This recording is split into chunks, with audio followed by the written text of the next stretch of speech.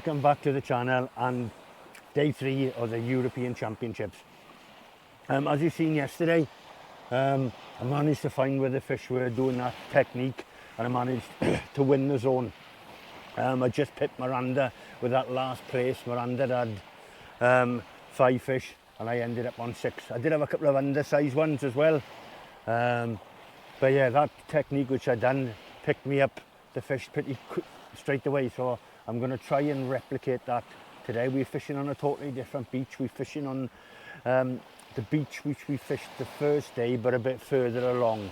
I'm in zone B, peg 2, and I'm a bit down from where I was. This beach is a little bit different. The one yesterday was a massive flat sandy beach. This one has got distinct sand patches which we're going to try and target. There's one about 40 yards out and there's one about 60 to 70 yards out. So that's what I'm going to target today. But as you've seen, I went back to my old style of fishing, even though my rods are overkill, just casting out 40 yards and just slowly twitching it, and then that brought me on a treble shot, as you've seen. And then it brought me on another one, then I caught that place and an undersized one. So yeah, I took my zone win now, so I've gone from 16th place overall after the first day up to 4th.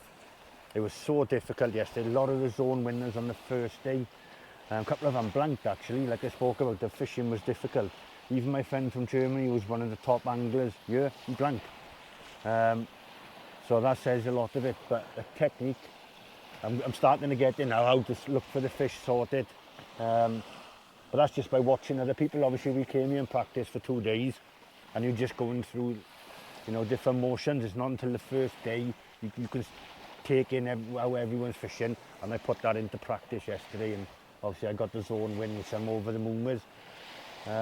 Bit gutted because I was in the same zone as my great friend Miranda, and I pipped her. She played hell with me after because she's a right funny lady. But she's doing fantastic. She's right up there. I think she's 2nd overall or 3rd, and I'm 4th just behind her. Niels, my other good friend from Germany, who's an absolute master here. I think he's in 2nd place, sorry. And then there's a gentleman from Holland who lives over here. He's doing fantastic. He's got garfish, sea trout, but every day, and also flounder. So he's way in front at the moment, but today's a different game altogether. You know, like I said, if you come down low, that's you gone. You need to be in the top 3 all the time, or 4th, so you can claw it back. But yeah, that's me waffled on now. I'm not going to show you the rods and reels because you've seen them. I got the same one. The tactics I'm going to try to start off with is the same, casting out 40 yards and just twitching it across that sandbar. If that doesn't work, I'll go to the outer sandbar and I'll try and do that, but that's a bit more difficult because of the bow in the line. And there's like a weed patch between it, but I'll try and work it out there, and then we work in and out. The rigs are going to be the same, which I'll show you in a minute. Yellow is the order of the day, yellow pop-ups. The gentleman next door to me who I beat, his pop-ups were massive. They're like ping pong balls, they were. I've never seen anything like that before. This style of fishing has proper thrown me. I've never seen anything like that before. They were like, I use those when I go halibut fishing. And he's using them on a size 4, but it worked, you know. He had 5 flounder. A lot of blanks yesterday, which is not good to see. You know, some top anglers, you know. But that's me done now. I'm going to finish setting up, get all my rigs and everything done. I've got an hour before the match now, and I can prep everything and set out everything I want to. And I'll talk you through when now I had my kit which I've got here. I'll try and go through that now because obviously I had to fly out here and I was limited with what I could do, and I can show you what I brought out here with me. Well, what I've done, I've angled the camera now, and this is how I've got my box set out. Because I knew it was only going to be worm bits, this is fantastic. I got the Tronix Pro Mini one, and I got all my Maddies in there. And in the bottom, because I want to travel light and I didn't have much thing, I do like this. This is from Tronix Pro. It clips onto your rod stand, but also it fits into your box lovely, and I can keep all my bits in there. Head torch, I got spare rigs, I got a charger, I got all my bait. I got a bag which the bait came in. I got spare hooks if needs to be, and I got my bait needle, bait elastic, and I got the 4 scissors and that there, and the lead weights. In the bottom of my box then, I've got my rag, I've got water, I've got my reels in here, and my multiplier reels. which I find brilliant, the Tronics Pro thing, and I got all my leads in there from Showcast. Thanks Graham as always for supporting me. Bottle of water, and in here then I've got all my rigs which you've seen, and then most important, a scorecard which I keep in here to keep it nice and dry, and that fits there, easy access, and that's me good to go. It's simple because I obviously didn't have much room in that in here, and what I'll do is then I'll turn you around once I put this in and show you how I got the bait station set up. But this is how I got it. Very little weight, and as you can see it all fits in nice and compact, and I've got everything in it. I also got my filming gear and everything which all fits in there, and I'm good to go. And as I spoke about the beach brolly, this is absolutely amazing. I take it to Norway and everything with me, and as you can see it keeps everything in here, the sun off me, the wind off me, and I can sit in here and do all my admin. But that's how I got it all set up. What I'll do is now, you've seen the rest of it, I'll get the rigs out and get you set up for that then. Right, I've moved you back round now, and you've got a quick look in my box. Obviously I've got my bait station here. If I was standing out there I'd have it set up higher, but this is how I have it set it. I know it's superstitious, you might think that's stinking, but I don't know why. I'll wash it when I get home, but when I'm actually fishing I don't like to put detergents and all that on it, just because if it gets on the bait, it's on your hands and all that. I think that can put the fish off. And that's on my boat, for international boat fishing, you know, like sun cream and all that can affect everything. So I just leave it nice and dirty. I know it looks minging until I get back, or the last day, and I'll scrub it all down. But I like to keep everything on it. There's no different scents in there from what I'm using to what's going in the water. And what I like to do is, as you spoke about, is pre-cast my swim. So what I've got is Showcast anchor lead. It is a boat lead, and I do use it for flounder fishing. So what I do is I cast it out, let that hit the bottom to my outer arc, and I work all the way through my arc into my swim up to the next person, and they slowly wind it in. And what that does is, when it finds, and you can feel it hit going down a gully, coming back up, and then you can gauge then if you've got any features in your area. Obviously I know there's weed and that in here, so I cast just in front of the weed and bring it through and see if I can feel everything, and then look on my line lay on my reel.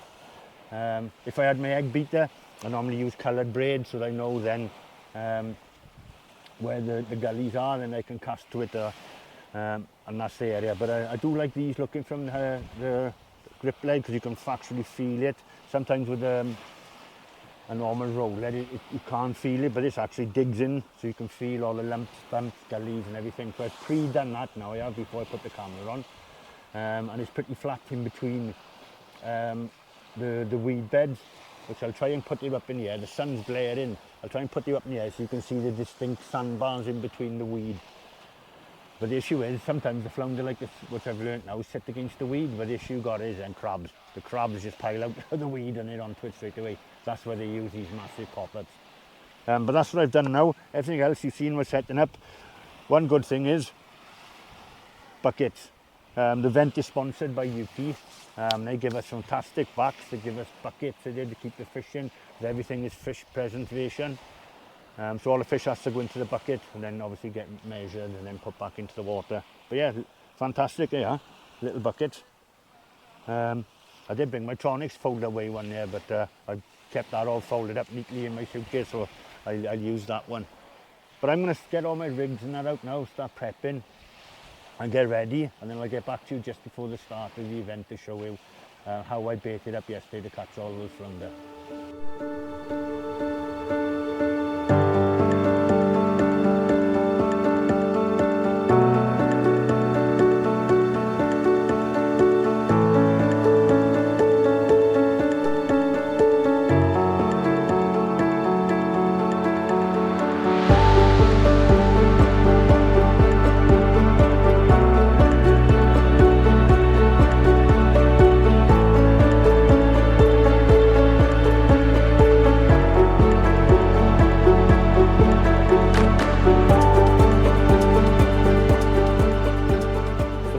We've been having for the week has been, they call it ragwim out here, but back home we call it maddies, and it comes in 2 wraps like that. So what I've been doing is unwrapping it. They're lovely worm, as you can see, so what maddies they are. And I've been making like a a little pocket in here, like so, for them. Just keeping them in there nice and cool then as well. And this makes it easier for me to get them. And then get in the other one. As you go through, I'm quite quick to tell you the truth, especially when the crabs come through. Get it all in there. And I keep that, I don't throw it away, and halfway, 2 or 3 hours into the match, I leave this dry and then I put them back on there, and what that does then, it absorbs even more moisture out of it. So I leave that out there, and it'll dry off, and then what I can do is then, as you can see, and I've got them all like that in there, easy for me to get that. But they said you don't want to keep them too cold because they die. That's why I'm going to ice packs and that in there. But that's how I got it, and what I do is then halfway through the match, like I said, I discard this paper into the bag, a plastic bag I've got. But they're fantastic worms. They call them ragworm here, but they're maddies back home. And then I just change it and it keeps them dry again, because obviously the paper does get wet, and it'll harden them out. And I keep that in the shade then, down by here. So I just thought I'd run you through the bait we're using. We've got 45 minutes now before the start, so it's just butterflies in the stomach time. And hopefully the plan which went yesterday, which I found, you know, in the last hour and a half, works. I'll try that first today, and then we'll see how it goes. But yeah, proper butterflies in the stomach. Proper butterflies. But yeah, the sun's out, wind's out. One of my competitors coming, he's got shoes on. So I'm going to get some water in his bucket for him now. So we've got 7 minutes now for the start, and I'll quickly show you how I'm baiting up. So as you can see, I've already done this one. I threaded. This is what I caught them on yesterday. It's very similar to what I do when I'm fishing Llangennych and that. So I got my pop up there, and I've thread one worm up.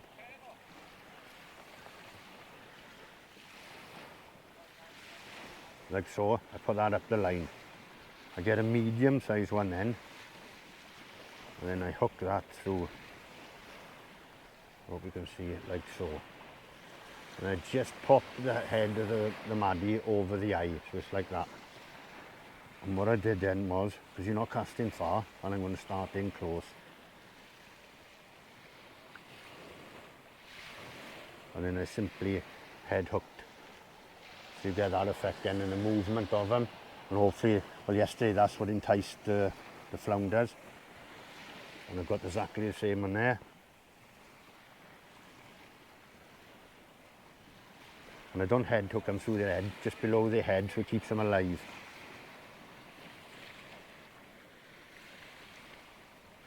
And before I cast, I just dip them into the water. Like so. Good luck! One of the competitors. So as you can see then, you've got all the movement. The only problem is, you obviously can't do that when you're distance casting. Just simply slide that up like so.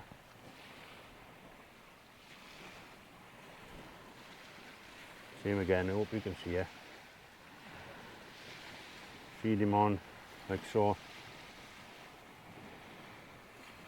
And head hook a couple. So what I'm going to do is I'm going to start casting out 40 yards to the weed bed in front. And then there's probably about 30 foot of sand, and then it comes about 5 meters out, there's another section of weed. And what I'll do then is just slowly wind it right the way up to that weed, leave it there for 5 minutes, and then hopefully I can pick them up. And then I'm going to try and do that in my area, yeah, fan through this area, 30 yards out. I start them out the arc, fish, and just fish in my zone. And if that doesn't work, I've got to clip down one here. As you can see with short snods, let me show you.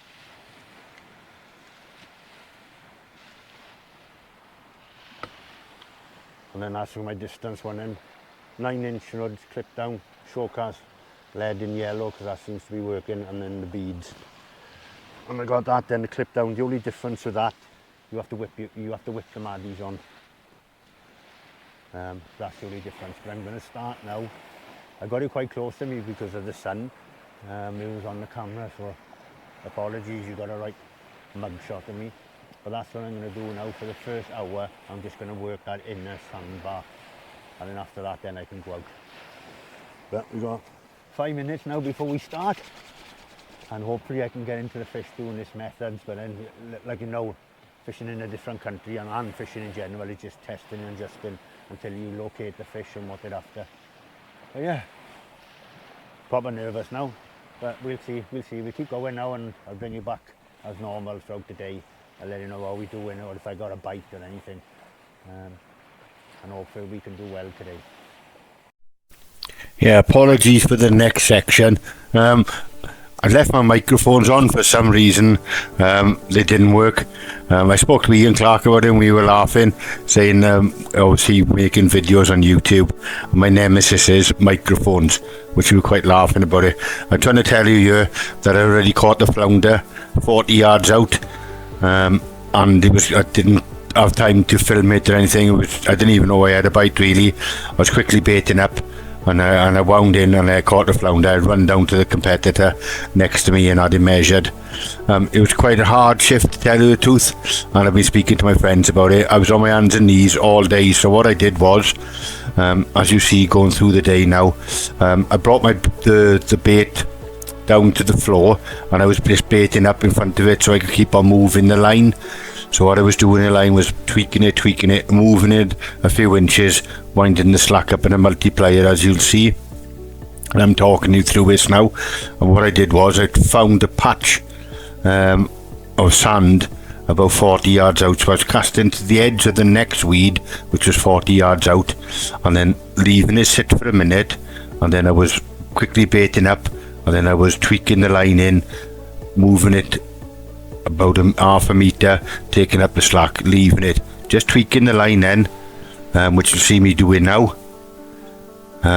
Pull it, and then move it an inch, take up the slack, leave it then, and that's what I was doing for all the day. It was a proper hard session, it was, and as you see as it goes through the video, how I kept on doing it, keeping my rod really low. And after, later on, I was speaking to one of the guys from Holland, and he was saying to me, that was a masterclass. He said, I only clicked on to what you were doing later on, but I kept my fishing like we talk about as we go through the video. This is how I fish in Lachan and Llangenith, keeping the rod low and working the water to stop the crabs getting on it. It was quite busy, it was quite tiring, to tell you the truth. I was shattered at the end of it, but as you can see, just moving the lead, puffing up the sand, stopping, winding up the slack, and then in between that I was trying to bait up quickly, and as you see throughout the video, this is what produced me fish, and I produced them quite quick actually. In the first hour I put a lot of pressure on my zone because I got quite a few fish in, but as you see through the video, which we'll talk about, I did have to change my tactics. I will play a bit of the music, but this middle section I didn't realise the microphones are on, only because I hadn't clicked the microphone lead in. I changed the battery halfway through it, and then I find out that it wasn't clicked in. But as you can see, I was on my hands and knees most of the day, and this was a test, just tweaking it, as you can see again, just moving it enough, taking up the slack, and then I'll pause, leave it. And this helped me stop the crabs piling on my rig, and also got that little bit of movement for the flounder. So what I'll do is, for this little middle section, I will talk over it, play a little bit of music, and then I'll get back into it, but it's only for this short section. Yeah, as you can see me now, I'm telling you now, I'm just fishing in front of the weed. I even checked my microphones by here because the light was on. I checked by here, it was on the GoPro, but I didn't realise the lead wasn't clicked in fully. But what I'm saying is, I have to keep on moving the lead and the baits, otherwise the crabs are on it. And what I was doing is just tweaking. Even when the flounder were taking, I just kept on gently tweaking it, and then obviously when you see further on, I was getting double shots. Just tweak it, and this was crucial. I'm so glad I changed to this tactic, otherwise it would, like I said, it was a baptism of fire. And I worked out in my head when speaking to Andy in the evenings, just got to keep the baits moving, because flounder like a moving bait. And that's what we did on day 2, and then day 3 I actually perfected the method of just tweaking it.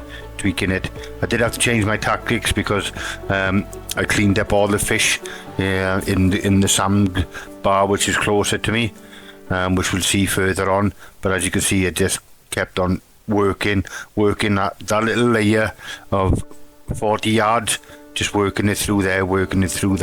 It was quite funny, mine, but at the end of the day, trying to cast maddies head hooked on a naga, which is quite a stiff rod, 40 yards out.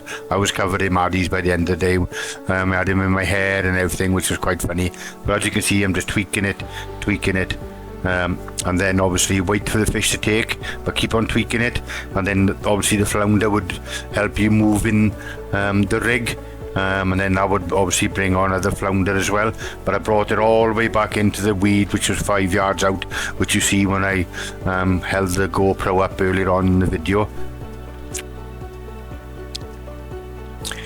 Yeah, as you can see by here now, I've got a bite and I'm just hanging the trace up. I'm watching it again, just tweaking it a little bit. And it, as everyone knows, flounder fishing, you have to sit in your hands. So I tweak it. I've had a bite, leave it, and I'm watching it by here, and I'm just talking you through now.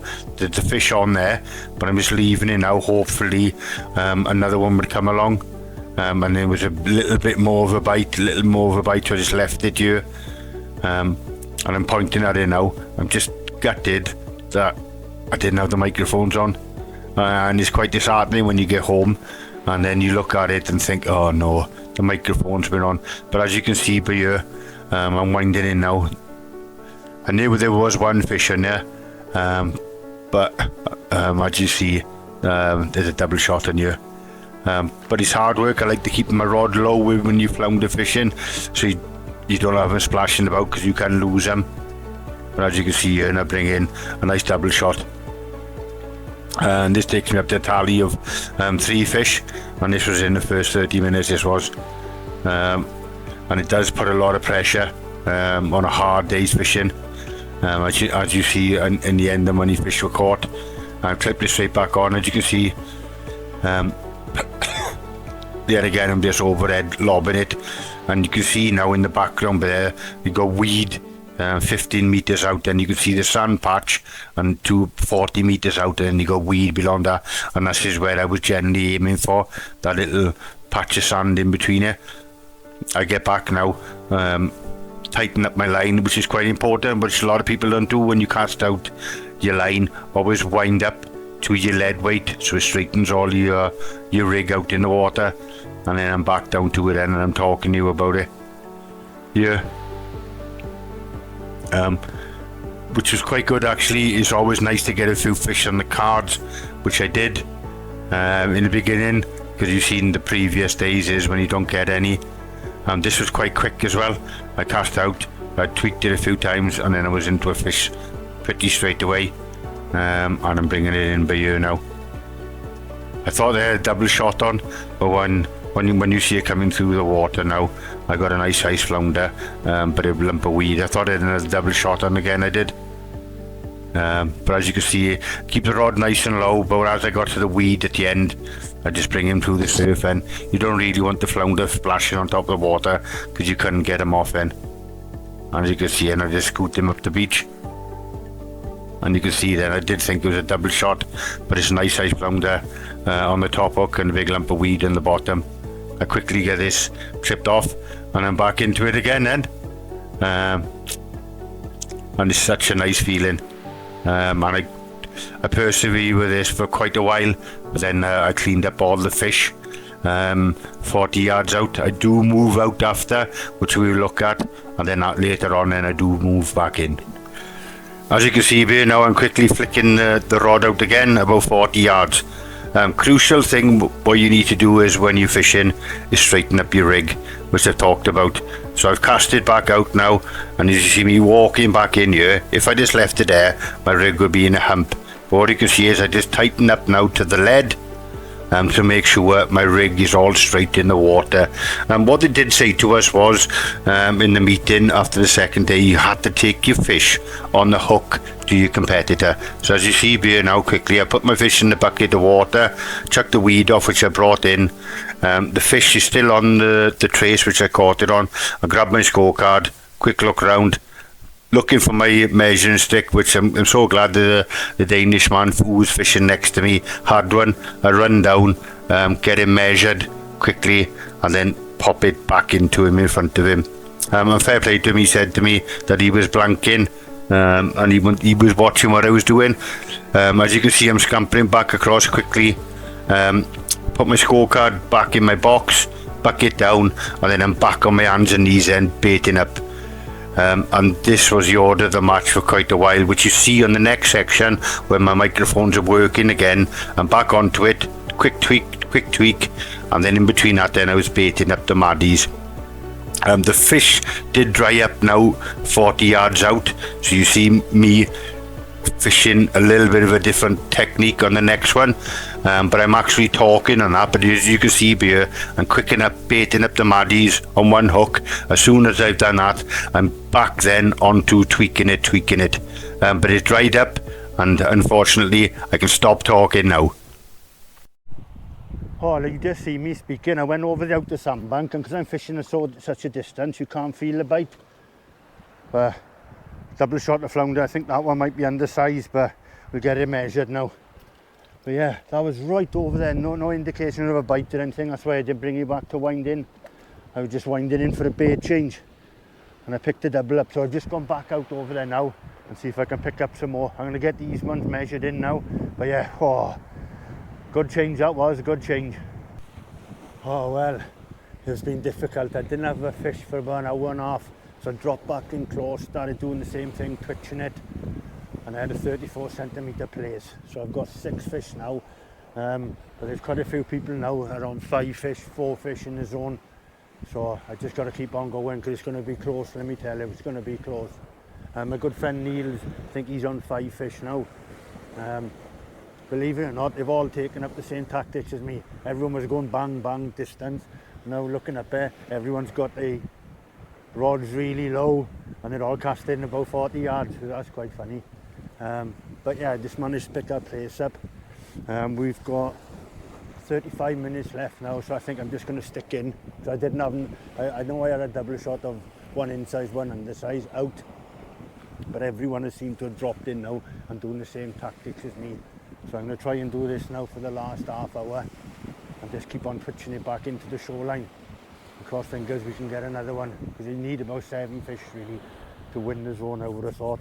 Especially with this, with all neck and neck, with 4, 5s and 6. You can just spin on the drop of a hat like that. So that's my tactics now, but yeah, this had a lovely place, which I'm happy about. So I've twitched this one back now. I'm going to get it back out and keep persevering for the last half hour now. Probably another 2 casts in it. So cross fingers I can hold on to the zone win, which will be marvellous, but it's going to be hard. It's going to be hard. It's going to be really tight in this last half hour, but cross fingers. Oh, my last cast are out now. I didn't bring you back because I was just running down the beach. I just had another 34 centimetre flounder, so I'm on 7 fish. Absolutely buzzing. My last cast out now. I'm packing away and all that.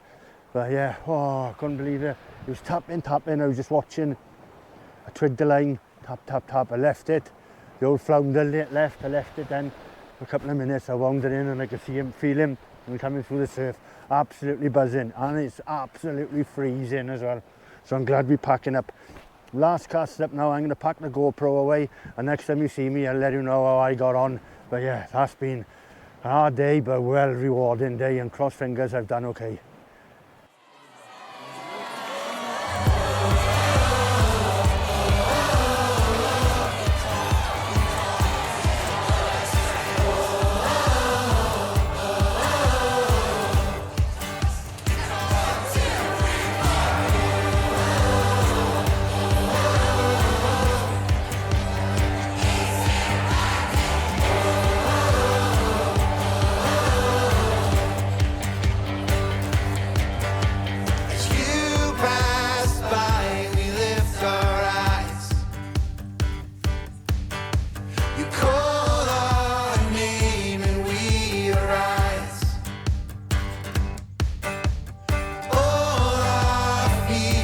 cast aside. Hello everyone, well that's me back from the European Championships. You just watched day 3 of the videos. I hope you enjoyed the series, because that was hard work, let me tell you. I'm still on a high, mind, can't believe it. I got back late last night, now I got up this morning and they all got banners up and celebrating. Can't believe it, European champion.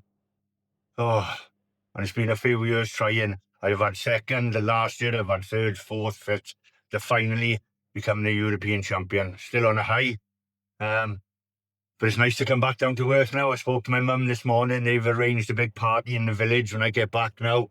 And all the village will be there, and they're going to put the picture of me up in the rugby club and all that, which is fantastic, my little village. But yeah, it's absolutely amazing, a feeling, and I'm still buzzing, to tell you the truth, still on a high. But I got to say a few thank yous. Andy Bourne, who came with me, fantastic. Andy's first ever European Championships, and he finished 17th. The second day let him down. He had second in his zone the first day. He did unfortunately blank the second day, and then the third day, he had second in his own. So congratulations, Andy, for your first European Championships. You've done excellent, and you come quite higher than quite a few seasoned anglers. But yeah, as you've seen, I hope you enjoyed the videos. I tried to break it down, show the highs, the lows of international fishing. Denmark was challenging, I gotta say it, but cross fingers, you know, I switched my tactics to just moving my bait constantly, and then that's how I found out the technique to do it. Hard day, as you've seen on the day 3 now, and the one you just watched, on my hands and knees most of the day, doing the line, excuse me, doing the line, baiting up, back out, and then keep on bringing it back in. So that was just to obviously get away from the crabs, and flounders love movement. And fortunately that worked out favourably in my favour this time.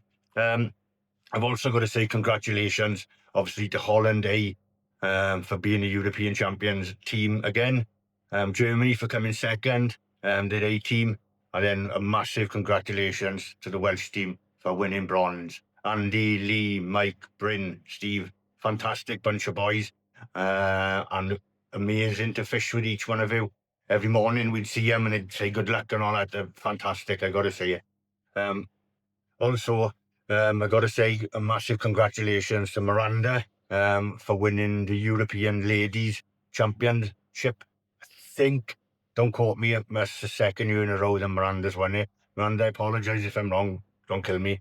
And then also Frank coming second, and I believe the gentleman from Germany came third, but unfortunately it's the first time I met him, and I do apologise, I don't know his name.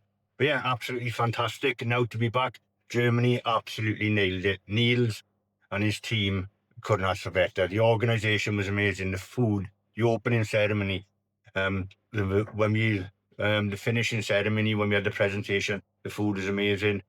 Lovely to see all old faces and meet new people as well. That's always good. It was great to meet the boys from Norway. Fantastic company. They sat with us on the table. They were really funny. So it was lovely to meet them. But also, the one goes out the least to thank. I'd have to thank, obviously, Graham from Showcast for his constant support of me and Andy for our clothes, our lead weights, and whatever we needed, the ragwim to get out there to practice with. Thank you, Graham. You're an amazing friend, and what we do with Showcast is brilliant. And also a massive thank you to Tronics, Jasmine and Mike. I needed a beach brolly and I needed bits and bobs, and I spoke to Jasmine on the phone and she sent them all out to me, and I managed to have them, which was an absolute game changer out there for me. That beach brolly is a lifesaver. I take one to Norway when I go out there because it gets you out of the elements, but definitely needed it there with the wind, because I seen some people who didn't have them and they were out in the elements. So it was definitely a game changer, the old beach brolly. But that's me back now. We're going to go out for Sunday lunch to celebrate with the wife. I hope you enjoyed the series of videos. So I shows you the highs and lows of, obviously, international match fishing. But difficult fishing. I've never fished like that before with little small pop-ups. I'm going to try them. I spoke to my friend James who watches the channel, and we spoke on the phone. I'm going to go down to Southbourne or to Flounder Beach, or even when the place and that back in February, and try them to see if they do actually work in this country. The little tiny ones are pop-ups. It'll be interesting, and it'll be a good video. But as always, thank you very much for watching. I hope you enjoyed the videos. And as always, if I don't see you on a beach, I'll see you on the channel. Enjoy your fishing, everyone.